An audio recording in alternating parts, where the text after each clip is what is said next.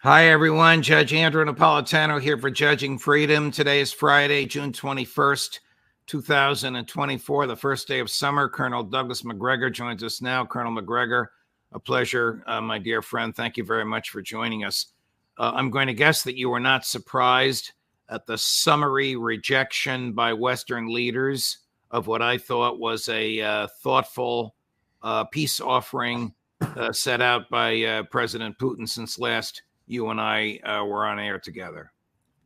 No, and unfortunately, I don't think President Putin was surprised either. I think this was sort of a final step, alerting everyone that this is really the last opportunity to negotiate any sort of solution on the ground in Ukraine that would result in anything positive, probably for Ukraine and the West. And why would the West not take it seriously? We all know that Putin doesn't bluff. We all know how weak NATO is.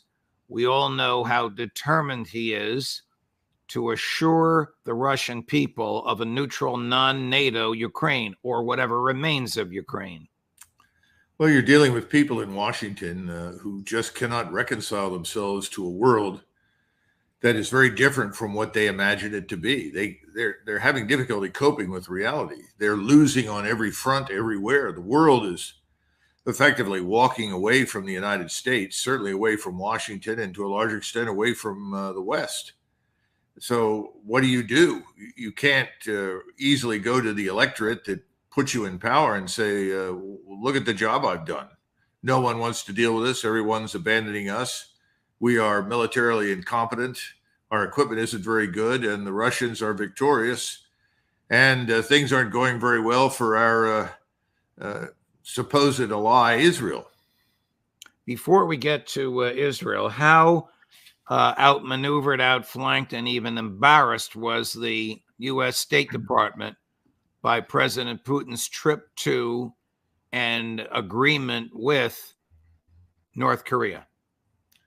Well, it's very hard to tell. We've always had misguided views on North Korea. North Korea was never a Chinese satellite. Everyone acts as though China is this sort of evil force behind North Korea. You are the second person to correct me on that this week, because I thought for years that it was. Ritter says no, and you say no. Please continue. Yeah, I mean, it just isn't, never was.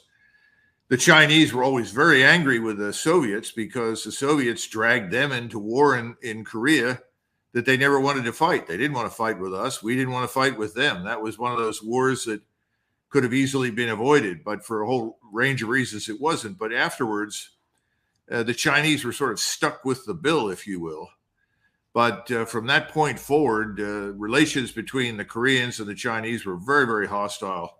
And they still are. I mean, quite frankly, privately, they have frank discussions, but they're not friendly at all. But on the other hand, Moscow has seen North Korea as somewhat useful from time to time, particularly when Moscow wants to horizontally escalate. And that's really what Putin has been doing, not just in North Korea, but also with his trip to Vietnam. He's demonstrating not only that much of the world has actually defected from us to Moscow and Beijing, but he's also showing us that he has the ability to create enormous trouble for us.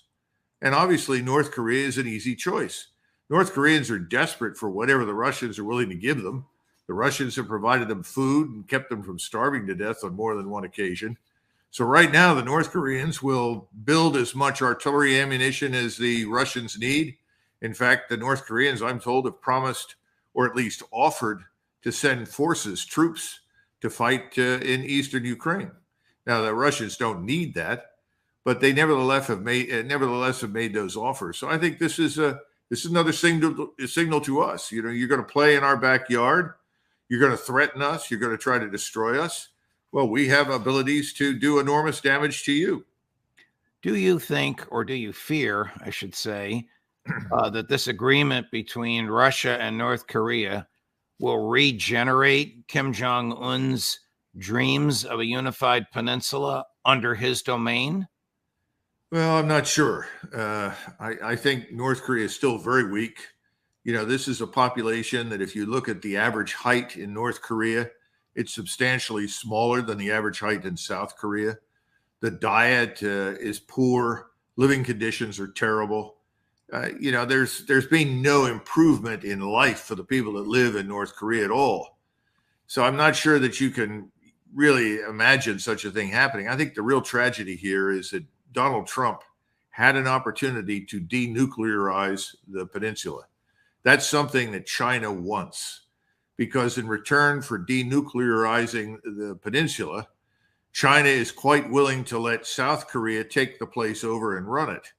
I mean, if you look at North Korea and South Korea, it's similar to what East Germany was to West Germany. Right. Moscow had to make a choice, and Moscow said, I'm going with West Germany. It's productive. It's more successful. When it reunites with East Germany, it's going to be a big trading partner and a useful scientific industrial partner for us. Same thing is true for China.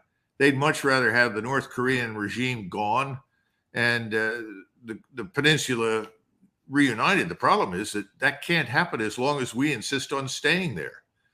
And now that North Korea has reaffirmed its commitments to Russia, and Russia has reaffirmed its commitments to North Korea, the probability of reunification peacefully is very low right now and probably won't return for many, many years. In the meantime, given the trajectory in the United States, we're on the path to bankruptcy. Let's be frank.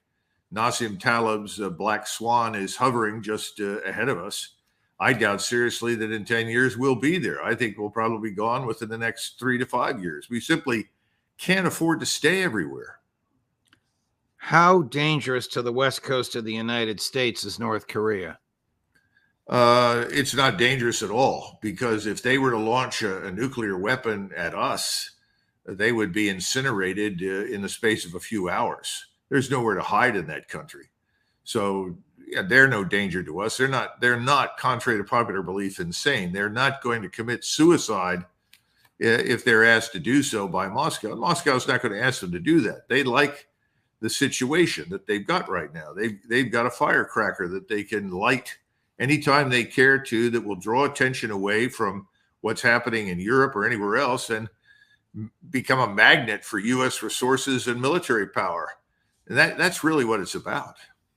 So Putin is trying to, if I were to ask you what's in it for Putin, you would say driving the Pentagon and the State Department crazy and getting us to waste our resources.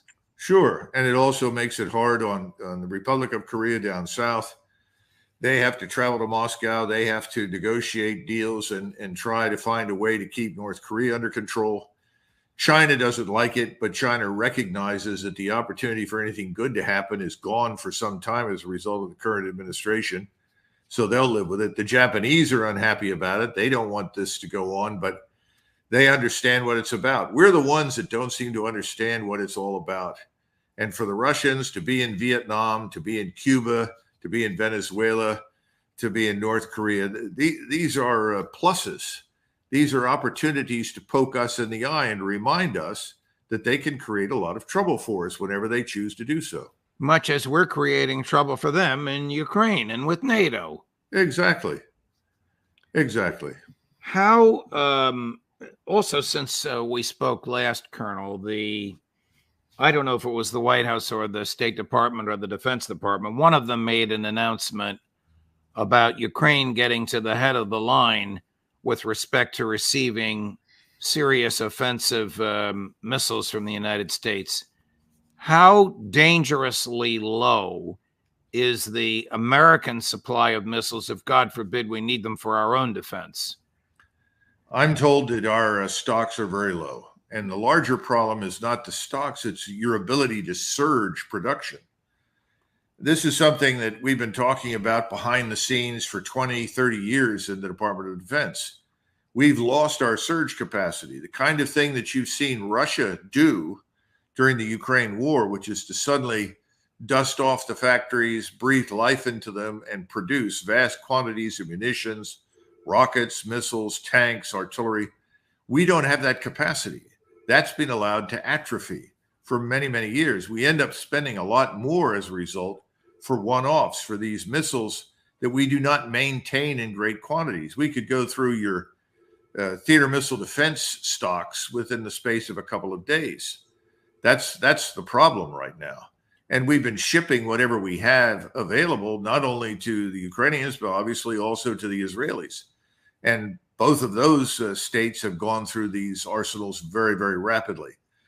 We have the proverbial little old lady in tennis shoes walking up and down the assembly line to put missile parts together.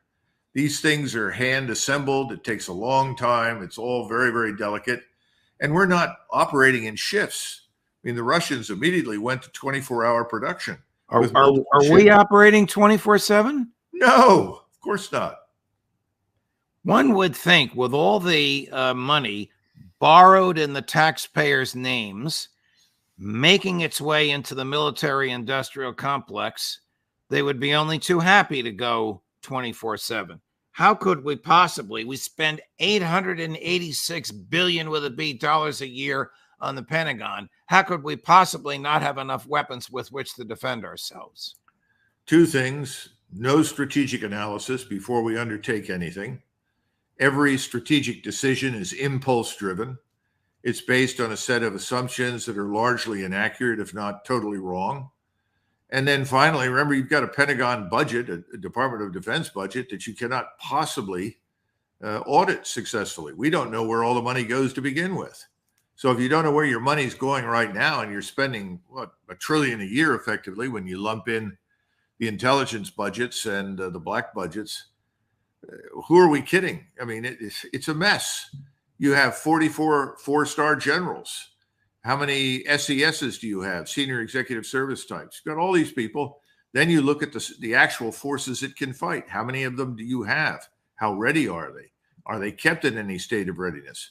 The whole thing is a debacle. And we're in trouble because we have been bluffing. And I think that to some extent, people on the Hill, as well as in the White House, don't realize that they're bluffing. I think they believe something is there that isn't. Switching over to Israel and Gaza, what is your take, Colonel, on the public spat, inconceivable in America, between Prime Minister Netanyahu and the IDF? Well, Mr. Netanyahu, he's dissolved his war cabinet, as you know. He's now essentially the man at the wheel on the ghost ship sailing through the ocean. And he's having people tell him what he can and can't do, and it doesn't make any difference anymore because he controls everything. I think the Army spokesman was telling the truth. And as I recollect, you and I, months ago, shortly after the 7th of October, and we asked the question, can the Israelis ultimately destroy Hamas? And as I recollect, you and I, and I'm sure others all said, very unlikely, highly improbable. Almost to a person, the experts that appear on this show, military, intelligence, academic, have said the same thing. So 9 months later, we're being told we were right. Not that that helps matters. It still leaves Israel in a terrible position. But what's more important here is the Army has taken thousands and thousands of casualties. We're talking about the Israeli Defense Force, the ground force. Right. Thousands of people that are very badly injured that will never lead normal lives again. And remember, you're talking about an exceedingly small population of a little over 6 million Jews. They have to provide the bulk of the manpower. These young men that have gone in there and fought have taken some very serious hits. So the Israeli population is increasingly aware of it. And there's a lot of evidence that inside Israel, you now have armed gangs, very vigilant police, and very vigilant surveillance on the scale of the NKVD and the KGB in the Soviet Union, monitoring everything and essentially acting decisively to beat down any evidence for resistance or even questioning what's happening. So I think Israel has become a fortress state now. And the fortress state is being directed to war in southern Lebanon. This is very reminiscent of, Hitler, who leaves in his rear Great Britain, let's put it this way, undefeated and still potent, because we obviously we're there to help them. But the British were undefeated, and he suddenly turns on the Soviet Union. Now, there are all sorts of reasons why he did that. That's beyond the discussion here. But The point is, why would you go after Hezbollah, which is infinitely stronger, infinitely more powerful, infinitely more lethal, if you haven't got Gaza under control? And then we haven't even talked about Egypt. Egypt is explosive. The place is on the verge of blowing up because the people there are hugely frustrated with Sisi and his essentially his willingness to take bribes. I mean, we basically bribed Sisi and said, if you'll let whatever Arabs are still alive in Gaza move into your country, well, we'll forgive your $180 billion debt. We'll cover it for you. The Egyptians know what's going on, and they're disgusted with him. They see him as betraying not just Egypt, but the whole Islamic world. That's the tip of the iceberg. Things are getting much worse now for Israel than they've ever been before. And we know if he goes against Hezbollah, he's going to end up fighting with Iran. And he knows that Russia is not going to allow Iran to be destroyed. And then, of course, you have the Turks. And the Turkish population would love to engage in this war. They're being kept out by Erdogan for many of the same reasons that Sisi is sitting quietly. One wonders how long these ruling elites in the Muslim world can survive. And then you have Amos Hochstein, the Israeli-born IDF veteran who enjoys dual citizenship, but who is the Biden administration's chief representative or negotiator for Lebanon, the West Bank, the IDF, and the Netanyahu administration, saying the U.S. is ready to back Israel against Hezbollah if diplomacy fails. What does that mean? It means exactly what he said. We have a carrier battle group on its way to the Eastern Mediterranean. We've already exchanged targeting data. And if and when, and I think it'll probably be around the 24th or the 25th of June, because that coincides roughly with the arrival of the carrier battle group. When that happens, when the Israelis decide to launch against Hezbollah, I think you'll see United States naval air and missiles and so forth being launched against Hezbollah in support of Israel.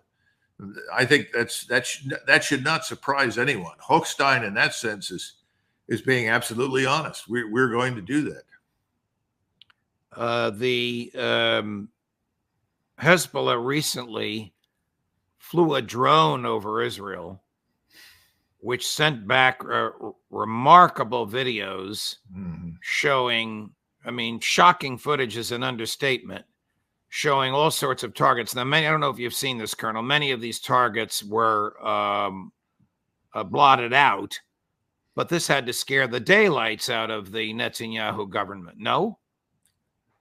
I think it probably does. But on the other hand, if you're committed to this insane idea of destroying Hezbollah, regardless of what it costs, you may regard that as the unfortunate cost of doing business.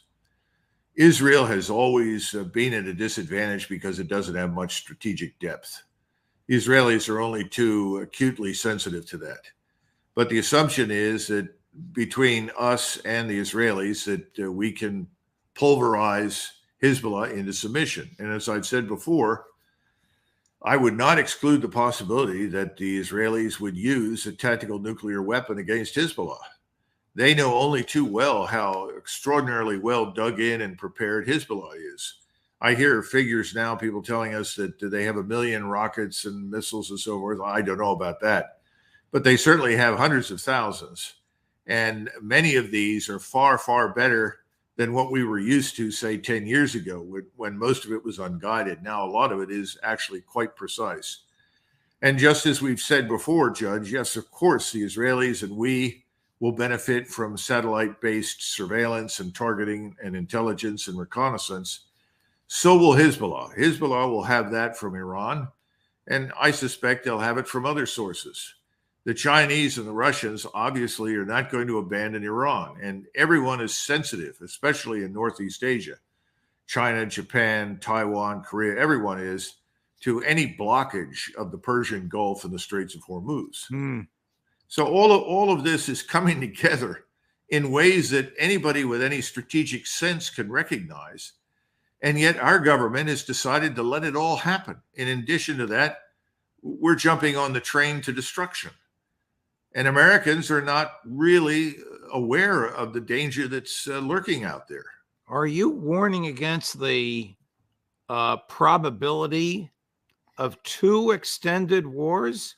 NATO, led by the U.S. against Russia, and Israel against Hezbollah, backed by the United States, and God knows who else is going to get involved. Iran, Russia, Turkey. I think the danger in the Middle East is much higher than it is in Ukraine. And the reason I feel that way is because I do have good communications with large numbers of people in Europe. Remember, I lived over there for many, many years and served there. The European people will not support a war against Russia. If you're a German or a Pole, a Dane or an Italian, it doesn't make any difference. And Schultz has come out and publicly said, we're not sending any soldiers into Ukraine. If the Germans won't, I can guarantee you nobody else will. So I don't see that danger in the same sense. Now, I continue to worry about, misreading things. The Russians are looking at a lot of what's happening, and they do believe there's a real potential for NATO to strike at them. And that's one of the reasons that they move forward their tactical nuclear weapons. I hope that cooler minds will continue to prevail in Moscow, but there's no guarantee for any of that in the Middle East. And as we've said before, the Iranians are within a short distance of building nuclear warheads. They haven't. They haven't because they've chosen not to. They understand that when you build a nuclear warhead and a nuclear weapon and you can deliver it, you've crossed a Rubicon. It's not easy to retreat from that. Right. At the same time, the Pakistanis have offered the Turks nuclear weapons, nuclear warheads. The Turks know that. That's one of the reasons that Mr. Erdogan said, don't threaten us with your weapons. We know what you have. We're not afraid. And that was a message to Mr. Netanyahu. If you use a nuclear weapon or are thinking about using it against us, we'll have it and we'll use it against you. I think the situation in the Middle East is much, much more dangerous than the one that is in Ukraine. Do you agree with Colonel Larry Wilkerson that the best army in NATO is the Turks, and that it's a better army than the American army? Well, when we say better, we have to understand something. As a fighting force. Right now, the Turkish army is well disciplined, which is more than I can say for the European armies and our own. So they have good discipline. They have determined and resolute leadership. And they have a martial spirit and a long tradition. Anyone who knows anything about the history of the Turkish people knows that these people are superb soldiers. So in that sense, yes, I agree with him. But at the same time, I don't think they're fools. As we've said before, the only states in the region that are interested in going to war in the Middle East are Israel and the United States. That's it. Nobody else wants to do it, but they have all said essentially what Nasrallah said. This is the man that leads Hezbollah. We don't want a war, but if you force one on us, we will finish it and we will finish you. And I think Israelis are starting to pay attention to that. I received some information today from an Israeli who says, this is insane. Why are we going after Hezbollah? We've made a mess out of Gaza. This will finish us off. I mean, literally, that's what they think. Well, they have a right to think that way because Hezbollah can level most of Tel Aviv and probably Haifa. How you mentioned earlier, and I had not heard this from any other source, the existence of roving gangs in Israel. I assume suppressing dissent and the type of things that gangs do, beating up people they perceive as adverse to them without any modicum of justice. But how is Israel today economically in light of its military is a civilian military for the most part? Everybody, young people, serves in that military. They've suffered vastly more casualties than they ever expected. They don't even tell the truth about their casualties. No.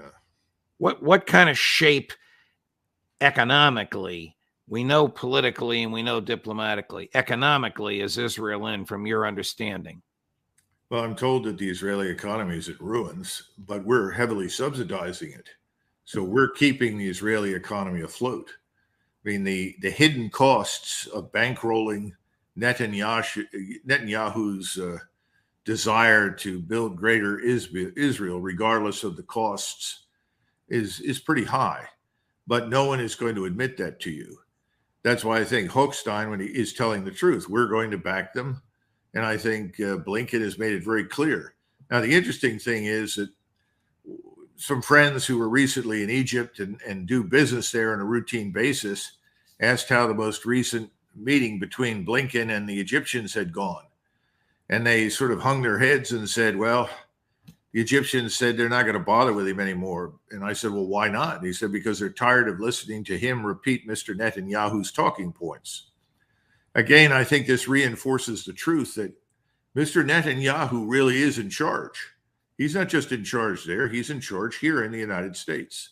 We are an extension of their power. Now, when he talked about the gangs that have been mentioned to me roving around enforcing support for the Netanyahu regime, they too are an extension of the Israeli police and military. So this is very well organized. They're going to hold things together no matter what happens, as long as necessary to quote unquote win the war. The problem is they can't win the war against everyone. And I don't think they're going to be able to win against Hezbollah and at the same time secure their borders against problems in Gaza and, for that matter, Egypt, Jordan, and the rest of the Middle East. It's hard for me to believe that Israel, which is basically a liberal society, would tolerate roving gangs, whether they come from Netanyahu or not. Well, they had this. I was told by several Israelis that they'd experienced something like this in 1948 because there was resistance to what was planned in 1948.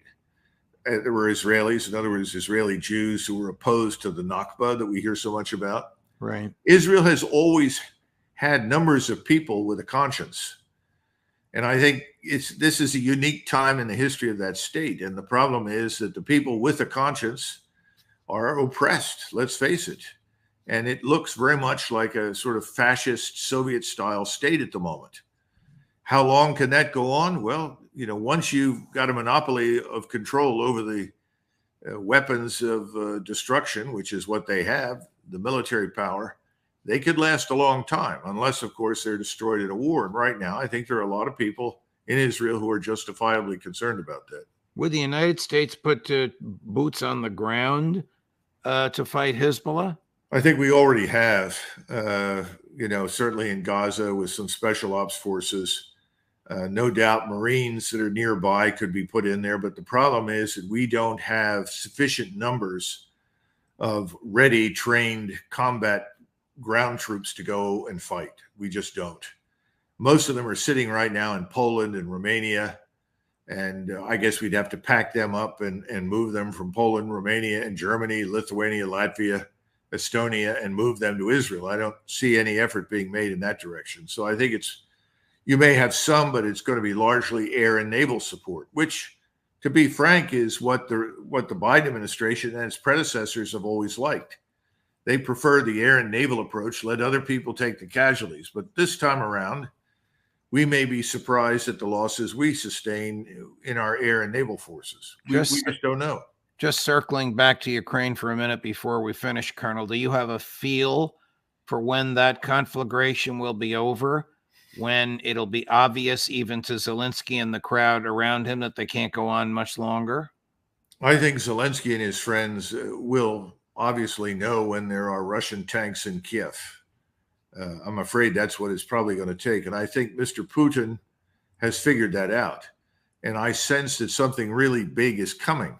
Remember, they have over 100,000 Russian troops in Belarus to the north of Kiev. They have 700,000 or so in and around Ukraine. These forces can be moved and concentrated very quickly in any number of different directions. What's left of the Ukrainian army is now taking a beating in front of Kharkov and falling back towards Kiev.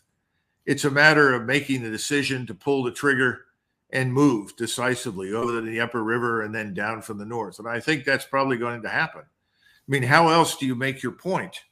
And I think Putin, again, as we've discussed before, is the one Russian who has always been most favorably disposed to us in the West. He's lived in the West. He knows the West. This is the last thing that he wanted. He has no interest in conquering anything. He doesn't want to cross that river. He doesn't want to have to govern Ukrainians. That's the last thing he wants. He's not a fool. He wants very much what Solzhenitsyn wanted, which is this Russia, only Russia, with a few exceptions, because there have always been non-Russians in Russia. And many of them, as you've seen with the Chechens and others, have fought very valiantly for Russia. This was true under the Tsars. But this is not something that he wants in Ukraine. He knows that the people in the West want to govern themselves. In fact, in the Kremlin, people openly chuckle over the Poles and their interest in Western Ukraine. And the view is, if the Poles are dumb enough and want to go in there, let them do it, because they all know how that worked out in the past. The Poles and the Ukrainians have killed each other with great glee and enthusiasm. You know, the Ukrainians during the German Second World War, when the Germans were in Ukraine, killed 100,000 Polish men, women, and children. There's so much hatred, blood, and violence left over in that country that the Russians don't want to go in there. But if the Poles want to go, they're saying, yeah, good luck with that. I think they just want this to be over and get back to normal. There's never been, as John Mearsheimer has said it 1,000 times, every time somebody brings up this nonsense, well, Putin wants to conquer Eastern Europe, restore the Soviet empire. Well, that's Lindsey Graham's nonsense. Yeah, it's absolute bull. It's not true. And I hope that people in Europe are waking up to it. I think they probably are waking up quicker because, again, here in the United States, Judge, most Americans don't care. Right. They're not interested. You know that. Right. That's the problem, because when it's not that we're complacent. I mean, actually speaking, I think it's very healthy for most Americans to worry about their own country and stay in it. I think that's a good thing. And they're much more worried about the border and this migrant invasion, and they should be. But the problem is that gives license to people like Lindsey Graham and the multitude of globalists and neocons over the last 30 years that have dragged us into all of these countries. Nobody really understands it. Nobody pays much attention to it. Unless you kill 3,000 or 4,000 Americans on one day, nobody wakes up and pays much attention. That's the problem. Colonel Macgregor, it's a pleasure to listen to you. Thank you for your analysis. I know we were all over the place, but you're very informative and very, very much appreciated by my team, by me, and of course by the huge viewing audience. Thank you, sir. Have a great weekend. Same to you, Judge. Thank Bye-bye. you. All the best. Coming up, the end of the week, the end of the day, the Intelligence Community Roundtable, Johnson and McGovern, 4:15 Eastern. Judge Napolitano for Judging Freedom.